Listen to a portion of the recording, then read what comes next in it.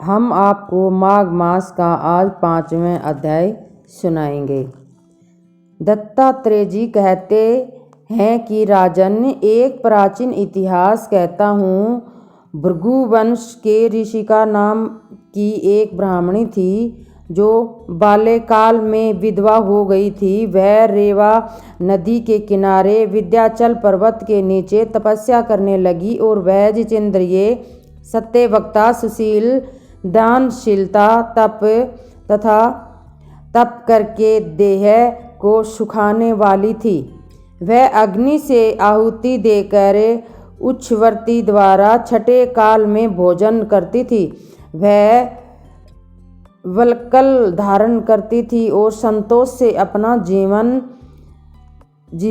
व्यतीत करती थी। और उसने रेवा और कपिल नदी के संगम में 60 वर्ष तक माघ स्नान किया और फिर वहीं पर वह मृत्यु को प्राप्त हुई। माघ स्नान में फल के वह दिव्य 4000 वर्ष तक विष्णु लोक के वास करके सुंदर और उपसुंदर दैत्यों को नाश करने के लिए ब्रह्मा द्वारा तिलोत्तमा नाम की एक अप्सरा के रूप में ब्रह्मलोक में उत्पन्न हुई। और वह अंत में रूपवती गान विद्या की अति प्रवीण से मुकुट और कुंडल से शोभायमान थी। उसका रूप, यौवन और सौंदर्य देखकर ब्रह्मा जी भी चकित हो गए और तिलोत्तमा रेवा नदी के पवित्र जल के स्नान करके वह वन में बैठी थी। और तब सुंदर व उपसुंदर के सैनिकों ने चंद्रमा के समान उस सरस रूपवती को देखकर अपने राजा सुंदर को उपसुंदर से उसके रूप को शोभा का वर्णन किया और कहने लगे कि कामदेव को लज्जित करने वाली एक परम सुंदरी स्त्री हमने कभी नहीं देखी है। आप भी चलकर देखें। तब दोनों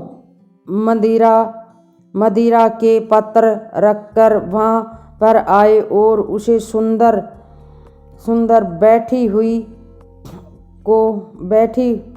थी और मदिरा ने पान विहल होकर काम क्रीड़ा से पीड़ित हुए और दिनों में आपस में उसी स्त्री रतन को प्राप्त करने के लिए विद्याग्रस्त हुए और फिर आपस में युद्ध करते हुए वहीं समाप्त हो गए। उस दिनों में मरा हुआ देखकर उसने सैनिकों से बड़ा कोलाहल मचाया और तब तिलोत्तमा काल रात्रि से समान उनको पर्वत पर गिराती हुई 10 दिशाओं को प्रसन्न समान करती हुई आकाश में चली गई और देश को कार्य सिद्ध करके ब्रह्मा के सामने आई। और ब्रह्मा जी प्रसन्नता से कहा कि हे चंद्रवती, मैंने तुमको सूर्य के रथ पर स्थान दिया है। तब तक आकाश में सूर्य स्थिति ने नाना प्रकार के भोगों और सो।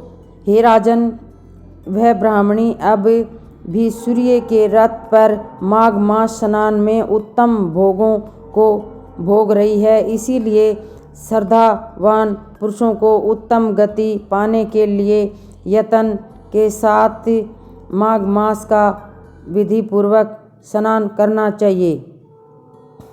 बोले माघ मास की जय। और हमारे चैनल को लाइक, सब्सक्राइबर और कमेंट करके ज़रूर बताना आपको ये कहानी कैसी लगी। धन्यवाद।